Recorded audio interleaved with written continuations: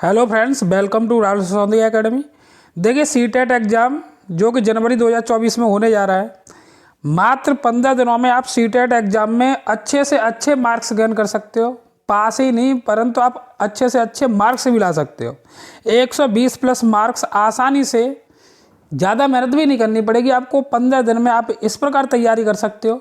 जो हम आपको तरीका बताएंगे उस तरीके से अगर आप प्रिपरेशन करते हो तो आप 15 दिनों से कम दिनों में भी, 15 दिन बहुत होते हैं, 15 दिन में आप 120 प्लस मार्क्स 100% गेन कर सकते हो। चलिए तो हम आपको 1 to 5 एंड 6 to 8 प्राथमिक और जूनियर दोनों का तरीका बताएंगे, किस तरीके से आपको अपनी प्रिपरेशन करनी चाहिए। चलिए तो शुरुआत पहले क्लास 1 to 5 से करते हैं। 1 to 5 में जब देखोगे आप तो टोटल आपको 5 सेक्शन दिखाई देंगे। फिर हम आपको 6 to 8 में बताएंगे और सभी के लिए बताएंगे किस पार्ट के लिए 5 पार्ट है, उसमें से किस पार्ट की तैयारी आप किस तरीके से करें जिससे कि आप मैक्सिमम मार्क्स गेन कर सकें एग्जाम में। सबसे पहले बात हम सीडीपी की कर लेते हैं। पहले हम बता दें, आपको 5 सेक्शन पूछे जाएंगे। आपका एक तो होगा CDP, child development and pedagogy, और उसके बाद में हिंदी लैंग्वेज जो कि फर्स्ट है आपकी 30 मार्क्स की आएगी। सीडीपी भी आपकी 30 मार्क्स की आएगी। देखिए लैंग्वेज फर्स्ट में बहुत से अभ्यर्थी, ज़्यादातर अभ्यर्थी हिंदी को लैंग्वेज फर्स्ट में रखते हैं और कुछ अभ्यर्थी ऐसे भी होते हैं जो लैंग्वेज फर्स्ट में इंग्लिश रख लेते हैं। वो कोई इशू है नहीं है। मैथ आपका 30 मार्क्स का आएगा 1 to 5 में। जो सेकंड लैंग्वेज है वो या तो स्टूडेंट इंग्लिश रखता है या फिर दूसरा ऑप्शनल संस्कृत रखता है। तो इंग्लिश या संस्कृत में से एक रखा जाता है और बहुत से स्टूडेंट इंग्लिश से या संस्कृत को पहला करके हिंदी को सेकंड कर लेते हैं। तो लेकिन ज़्यादातर केस में लैंग्वेज फर्स्ट स्टूडेंट हिंदी रखते हैं और सेकंड में इंग्लिश या फिर संस्कृत रखते हैं। ये भी आपकी 30 मार्क्स की आएगी। और ईवीएस यानी एनवायरमेंटल स्टडी, ये भी आपकी 30 मार्क्स की आनी है। तो ऑल ओवर 1 to 5 में आपका 150 मार्क्स का पेपर आना है। अच्छा, इसमें देखिए अब हम आपको सेक्शन वाइज बताते हैं कि आप किस तरीके से अपनी तैयारी करें जिससे कि आपके कम से कम दिनों में आपके अच्छे से अच्छे मार्क्स आ सकें। देखिए जो सीटेट का एग्ज़ाम होता है, पहली बात ये ऐसा एग्ज़ाम होता है कि इसमें आपको रटने की ज़्यादा आवश्यकता नहीं है। इसमें आपको पहली बात तो पेपर को समझना है। पेपर में एग्जाम में जाके आपका जो माइंड है वो माइंड सेटअप इस तरीके से होना चाहिए कि केवल आपको एक सोचने विचारने के तरीके से एग्जाम में करना होता है। यहाँ रटने वाला गेम इस प्रकार नहीं है। यूपी टेट इत्यादि जो विभिन्न राज्य की जो परीक्षा होती हैं, शिक्षक पात्रता परीक्षा, उसमें रटने वाला ज़्यादा कॉन्सेप्ट होता है, लेकिन यहाँ रटने वाला नहीं, यहाँ समझने का गेम है। सबसे मेन बात तो यही है। चलिए पहले हम आपको बताते हैं। पहली बात, सीडीपी 30 मार्क्स की आएगी। 30 मार्क्स के 2 सेक्शन होंगे इसमें। 15 मार्क्स की आपकी पेडागोजी होगी और 15 मार्क्स का आपका इसमें से कॉन्सेप्चुअल बेस पूछा जाता है। लेकिन जो मान के चलिए पेडागोजी, सीडीपी में जो मेन पेडागोजी होती है, पेडागोजी ज़्यादातर पूछी जाती है और कॉन्सेप्चुअल भी पूछा जाता है, वो भी आपका पेडागोजी से ही संबंधित होता है। कहने का मतलब है यहाँ पर जो सीडीपी आपकी है वो 30 मार्क्स की है। उसमें आपको अगर थोड़े बहुत जो सिद्धांत, अगर उनका आप अध्ययन करके जाते हैं, कुछ ऐसे सेलेक्टेड सिद्धांत होते हैं, वो हम आपको सिद्धांत ही बताएंगे एक वीडियो में लाकर, उन सिद्धांतों पर, और आप पेडागोजी से इसमें मैक्सिमम मार्क्स 30 में से 28-29 मार्क्स आप आसानी से ला सकते हो। बात करें हम हिंदी लैंग्वेज की, तो देखिए हिंदी लैंग्वेज जो फर्स्ट है, हमने लैंग्वेज हिंदी फर्स्ट मानी है, 30 मार्क्स की आएगी। इसमें भी 2 पार्ट होंगे। 15 मार्क्स का आपका पैराग्राफ पूछा जाएगा और 15 मार्क्स का आपके इसमें पेडागोजी पूछी जाएगी। 15 मार्क्स का पैराग्राफ होगा, वो आपको पैराग्राफ वहीं पे छांटना, उसके आंसर वहीं से आपको मिल जाते हैं। यहाँ ग्रामर नहीं पूछी जाती इतनी कि आपसे ग्रामर या व्याकरण पूछे हिंदी या इंग्लिश में।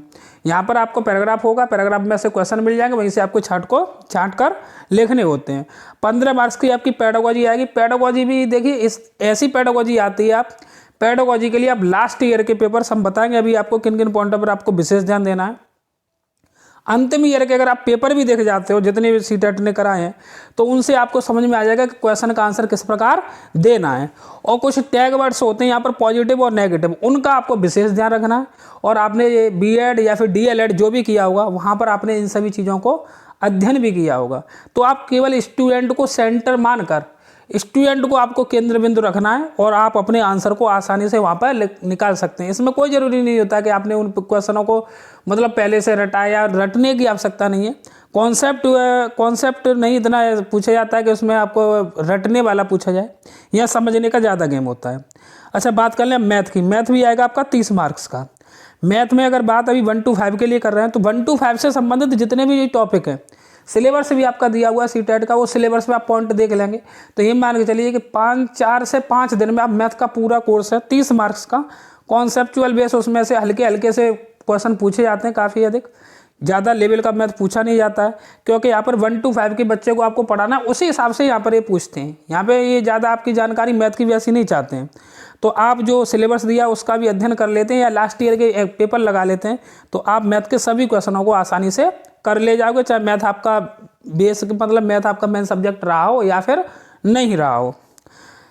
और ऐसे इसमें 15 मार्क्स की पेडागोजी आएगी आपकी मैथ में भी, और 15 मार्क्स के आपके ये क्वेश्चन आएंगे। पेडागोजी भी बहुत ही आसान आती है। बात कर ले अब इंग्लिश और संस्कृत की। देखिए वो स्टूडेंट के ऊपर है कि उसने इंग्लिश लिया या फिर संस्कृत लिया है, सेम कंडीशन है। 15 का आपका पैराग्राफ आएगा, 15 की आपकी इसमें पेडागोजी आएगी। पैराग्राफ आपको वहीं पे क्वेश्चन को पढ़ना है, छांट कर आंसर लिखना है।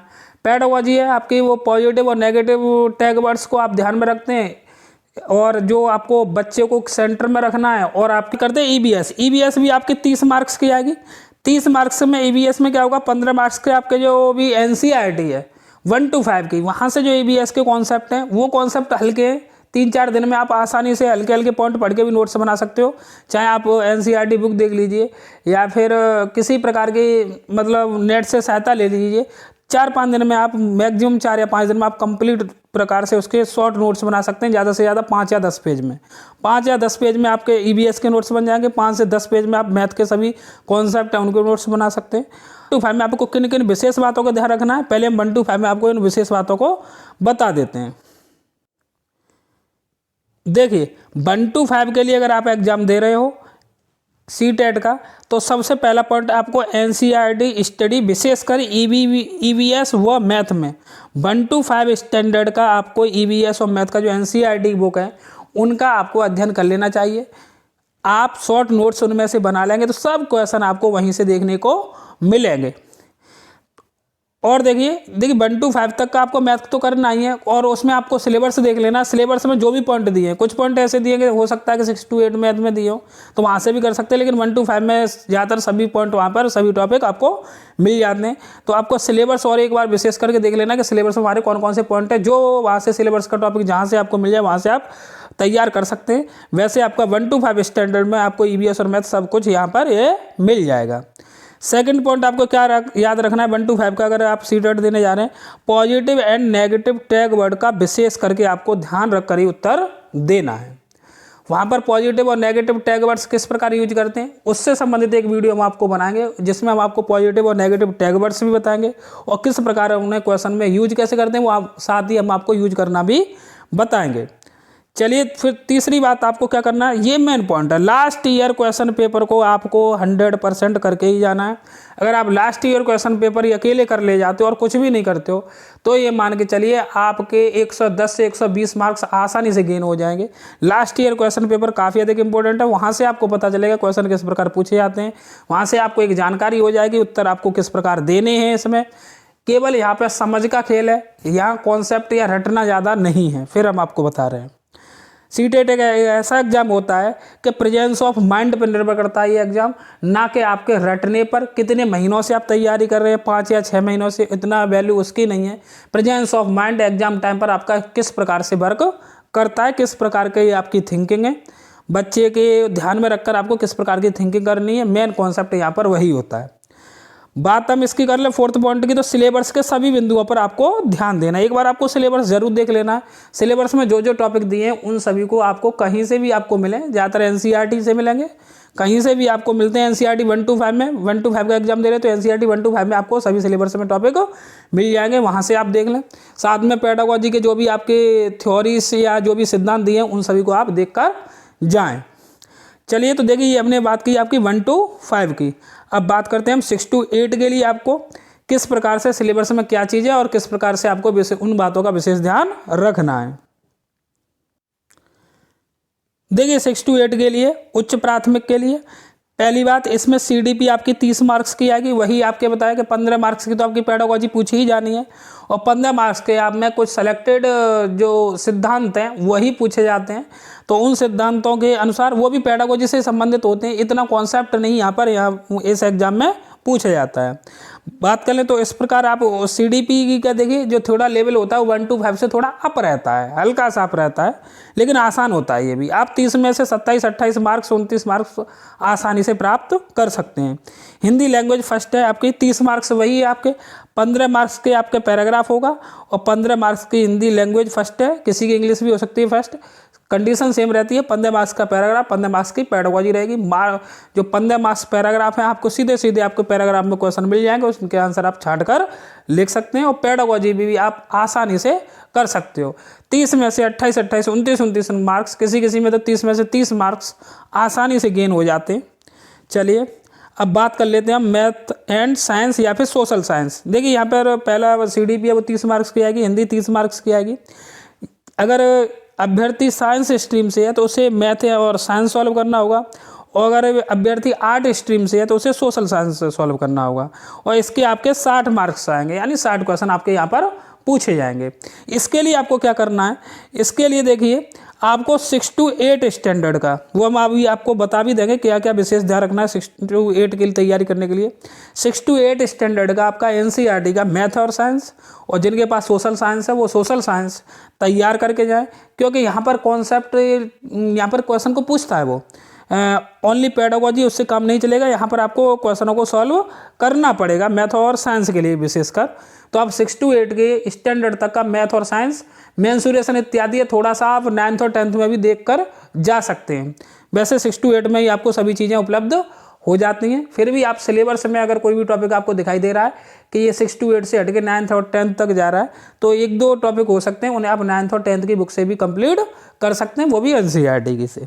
चलिए उसके बाद बात कर लें हम इंग्लिश और संस्कृत। जो या तो अभ्यर्थी इंग्लिश सॉल्व करेगा या फिर संस्कृत सॉल्व करेगा लैंग्वेज 2 के लिए, तो वही कंडीशन 15 मार्क्स का आपका पैराग्राफ आएगा और 15 मार्क्स की आपकी पेडागोजी आएगी।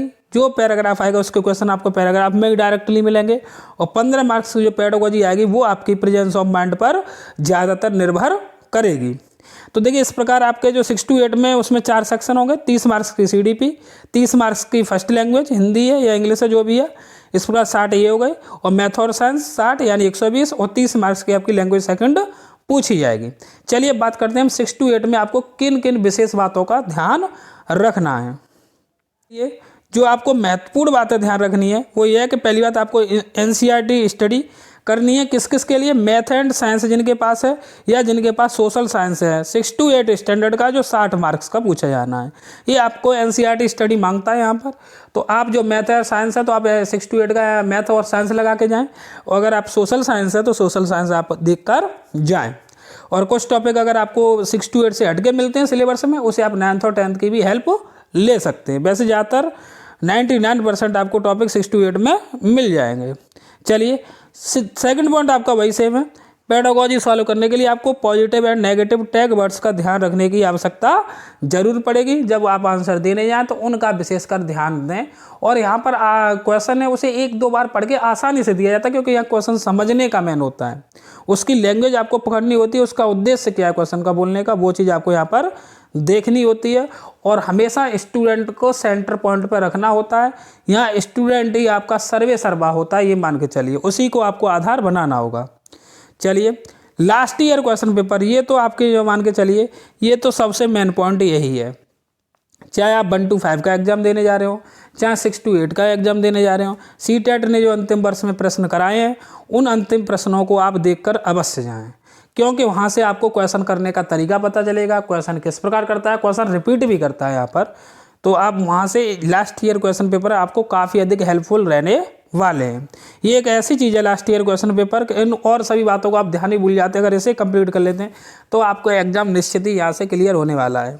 अच्छा बात करते हैं हम सिलेबस के सभी बिंदुओं पर आपको ध्यान देना है। एक बार आपको सिलेबस जरूर देख लेना है कि कोई सिलेबस में ऐसी टॉपिक तो नहीं है जो हमारी लास्ट ईयर या किसी चीज़ में कवर नहीं हो पाए हैं। तो सिलेबस से संबंधित उन सभी बिंदुओं पर आप एक बार केवल देख जाएं, क्योंकि क्वेश्चन ज़्यादा डीपली नहीं जाता है, केवल आपका NCERT जो बेसिक होता है उससे क्वेश्चन आपका पूछा जाता है। तो उम्मीद है आपको हमारा वीडियो अच्छा लगा होगा। इन सभी बातों का अगर आप ध्यान रखकर एग्जाम देते हैं तो निश्चित ही आपकी एग्जाम में सफलता मिलेगी और आप अच्छे मार्क्स से CTET को इस बार क्लियर करेंगे। यदि आपको हमारे वीडियो से संबंधित देखिए जो पॉजिटिव नेगेटिव वर्ड्स हैं, साथ में सिलेबस है, इन सभी के बारे में अगर आपको जानकारी चाहिए तो आप हमारे चैनल को सब्सक्राइब कर लें, बेल आइकन को प्रेस कर लें। ओके, धन्यवाद।